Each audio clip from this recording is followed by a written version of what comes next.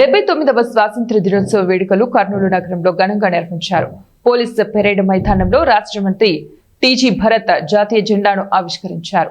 అనంతరం పోలీసులు మంత్రికి గౌరవవందనం సమర్పించారు.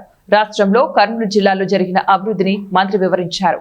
స్వాతంత్ర్య సమర యోధుల కుటుంబ సభ్యులను మంత్రితో పాటు జిల్లా కలెక్టర్ రంజిత్ భాష, జిల్లా ఎస్పీ విక్రాంత్ పటేల్ సన్మానించారు.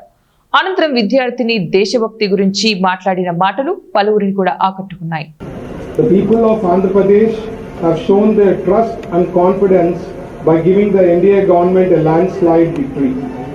Under the determined leadership of our Honorable Chief Minister Sri Nara Chandrababu Naidu Garu, the state government is moving ahead with good governance, fulfilling the aspirations and sentiments of the people, and working tirelessly towards comprehensive development across every sector.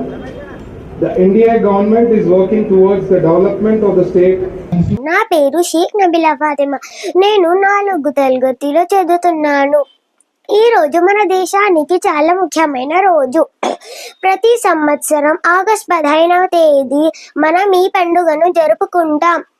ఈ రోజు మన దేశం British పాలన నుండి విముక్తి పొందింది. మన స్వాతంత్ర్యం కోసం ఎంతో మంది మహాన్ భావులు తమ జీవితాలను అర్పించారు. మహాత్మా గాంధీ, సుభాష్ చంద్రబోస్, అష్ఫాకుల్లా ఖాన్, భగత్ సింగ్, జవహర్లాల్ నెహ్రూ వంటి గొప్ప నాయకులు ఈ పోరాటంలో పాల్గొన్నారు. వారి త్యాగాల వల్లే మనం ఈ రోజు స్వేచ్ఛగా జీవిస్తున్నాం. అందరికీ ధన్యవాదములు. జై హింద్.